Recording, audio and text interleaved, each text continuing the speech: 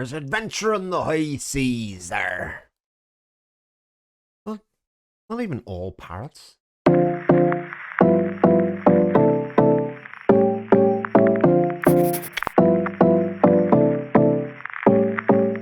and welcome back to the channel. My name is Chris and we've got another book review today.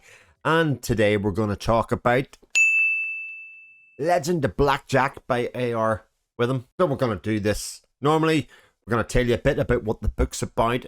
I'm going to tell you a bit about who the characters are, what the magic's like. I'm going to tell you about the themes. And I'm going to tell you about a lot of things that I liked about it. And I'll even put a spoiler section at the end, or a spoiler discussion at the end for when you've finished reading the book and you want to discuss something a bit more in depth, because obviously you're going to want to read the book.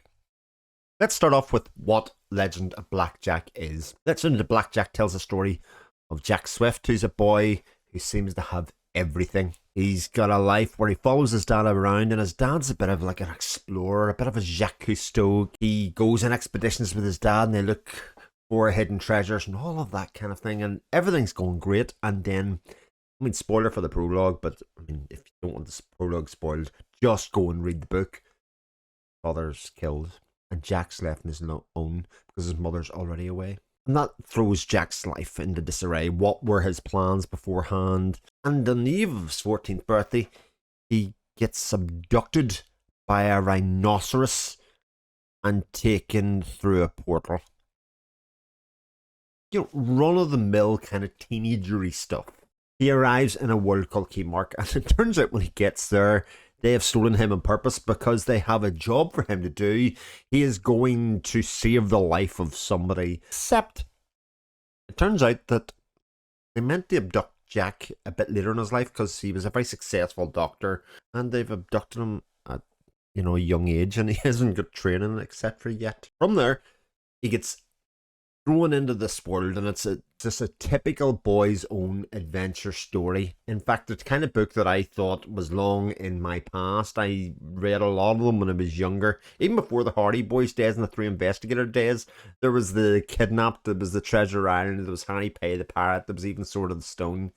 It's very much in that ilk, and something that I didn't realize that I had missed quite as much from my reading experience as I had. So we're thrown into a world where kind of anything's possible in adventure terms. God, there's pirates, there's zombies, there's monsters, there's animals, there's plenty of adventure, and there's plenty of thrills and spills as our young hero goes on a voyage of discovery.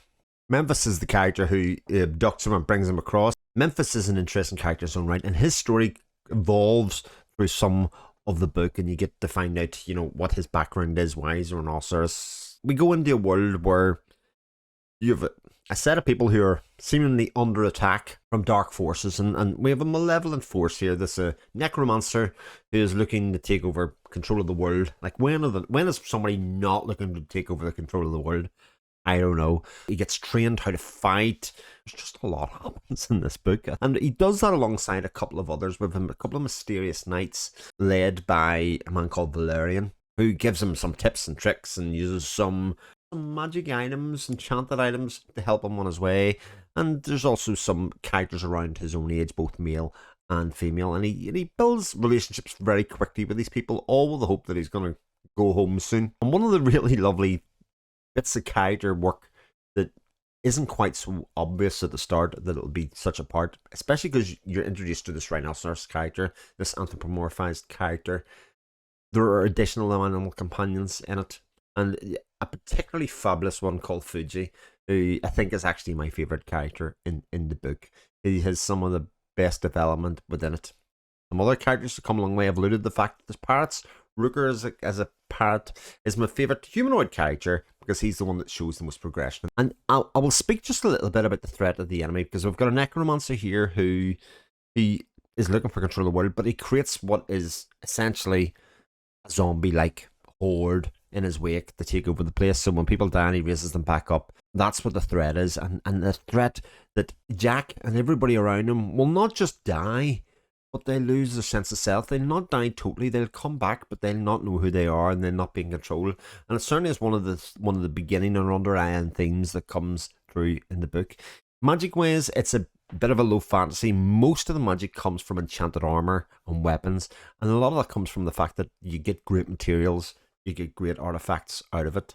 One of the most interesting bits about this are the themes that are within here, because while it's a young adult kind of themed fantasy, there are adult elements in it and things that both young and old will connect with. And I feel much of that regard, it was a book written for me as somebody who can sort of remember being a young boy. Certainly in reading terms and reading those types of stories and reading those kind of things. And also now as a father of children and trying to kind of see it from both sides. So while it Betray Him is written in like a pace of a young adult novel, there are certainly adult themes within here. And one of the primary themes that comes up here is this idea of father-son relationship. From a father's point of view, they're trying to instill values and ideals in the younger version of themselves that will stand them in good stead. And what does the son take from that? Even though the father dies and the father's no longer there, they're still haunting, they're still there because of the values and the ideals that were installed within them. When we pass on, it's those spirits and those ideals and those memories of who we were as people that we try and live up to. And the fact that even if when we die, we're not really dead. It does also deal with loss there in the background of how he's haunted by the loss and the impact that it had in his life. And this is where an awful lot of the darkness comes into, is Jack's life's kind of in the aftermath of his father dying, is thrown up in the air. He lacks the security, he lacks that solid basis in which to keep on progressing and growing, and a lot of the progression and growing comes from within. Which takes me to one of the next themes that comes there, which is this idea of maturity. Like, when do we grow up? When are we ready to take on events and things that happen us in life? Do we ever feel like the time's right? Or does life force us into situations where we're made to go on? Now, for some of us in adult life, that can be going out and getting your first job. That can go out and making your own decisions, failing at something, and then having to hit the reset button and go again. But when you're young, especially the age that Jack seems to be, there's this thing of, well, I'm just not ready for this yet. And possibly young people are. Put them in situations where they are in a fight or flight situation and they have a choice to make as to whether they try or whether they don't. And I think in terms of life lessons, and as somebody who teaches for a living, the one thing that I have on my introductory lesson most of all is I need people to try. I need people to believe that they can. Belief and self-doubt go hand in hand, and they're a thing that we all fight with as we grow up. Even when we're much older, we have that bit of self-doubt, and it is something that we really need to grab forward and say, look, I believe that I possibly can do. I mightn't do it great the first time. I might fail miserably the first time, but I'll get back up and try again. And when we're much younger people, we have no problem with that. We ever remember riding a bike? I have an abiding memory of riding or attempting to ride a bike, crashing into a wall and cutting my whole face open against the outside water tap from here to here. And yet being in the hospital and thinking while it was sore and the pain was going away, I can't wait to get on and try this bike again, because that fear of failure isn't in us when we're that young. It comes with age. So no matter how capable you are, and Jack is shown to be a really capable young man, you're still unsure as to when is the time is when your talents should be unleashed. It's a real core principle, I think, of the story and the message of the book. And then you've got the idea of, well, what is home? There's a found family kind of idea. You probably got that already from the description, where he's transported with these people, some of his own age, some that are outside his own age, masters, knights, all of that kind of stuff in there. But what makes a home? What makes home home? Is it the people? Is it the memories that we have and that we tie ourselves to? Is it the life that we have, the friends we have, or is it even the routine of our life? If I live in this certain part of the world, or I do this certain thing, I'll do this time, I'll do that. I'm going to get up tomorrow, I can know that I'll do the same thing.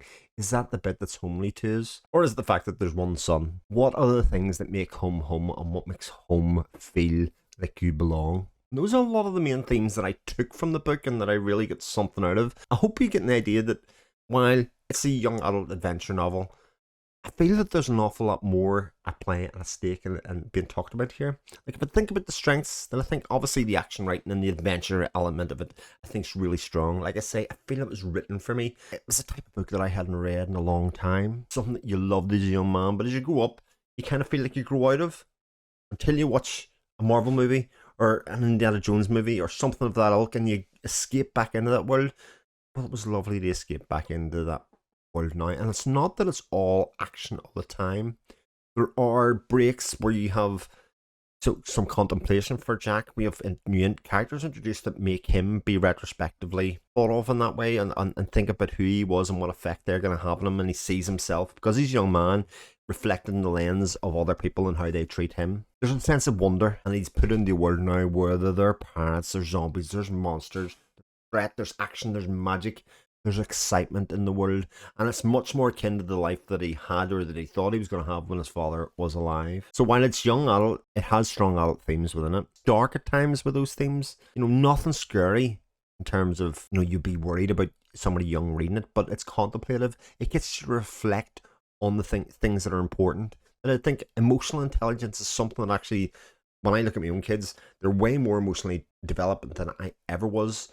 But they also need challenge them into thinking for themselves and thinking through problems that show that they are more capable than what they necessarily believe. You're the comfort blanket for them. You're the bit that they can always fall back on, but that they can make good decisions for themselves and think through them. I'll also say I don't care about animal companions almost never, films, books, or otherwise. But the animal companions here are great, but especially the Fuji, the Tam.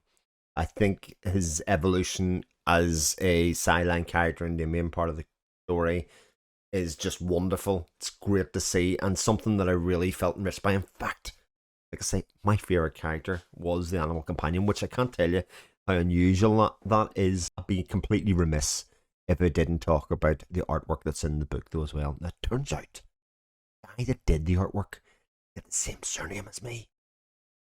Not related, but it's incredible. I loved the artwork. I only read the Kindle version, and I was flicking through, and I could see things depicted that I had imagined in my head, and a lot of times it was close, certainly in terms of the world building, etc., the locations they were in. Characters, I'm completely used to that, what Valerian looked like, what Memphis looked like. I mean, I just don't get those things right, but it was lovely to see a depiction of it and kind of back up and reinforce the own world building that was in my head. And there's been some discussion about visual memory and seeing things as a movie in your head. I do, certainly for locations, but not for characters. But that's the kind of reader I am. But hopefully you'll see from some of the images I've shared here on the screen just how incredible some of this artwork is. It should all be available to buy as posters, as art. I mean, Ushi of Fuji, you know what to do.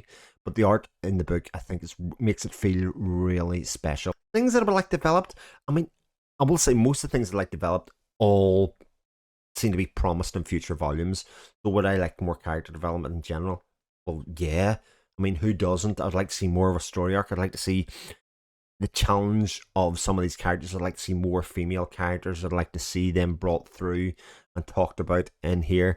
Is there a world beyond the world that we're introduced here? I think all these things are possible. So suffice to say, I think Legend of Blackjack was a real breath of fresh air, to use a cliche. Not something that I normally read, but it had an awful lot of input from other people to say that they really liked it, to the point that I could recall the younger version of me saying, oh God, Chris, this would be great. Go and check it out. Ready for the spoiler section?